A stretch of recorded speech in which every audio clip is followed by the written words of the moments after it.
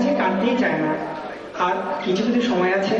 অংশগ্রহণ করেছেন তারা হলেন সঙ্গীতে রায়হান, সৈয়দা জনি, আফসানা জোয়ারদার, নিবেদিতা গাঙ্গুলি, আব্দুল্লাহ, শিশির মনি।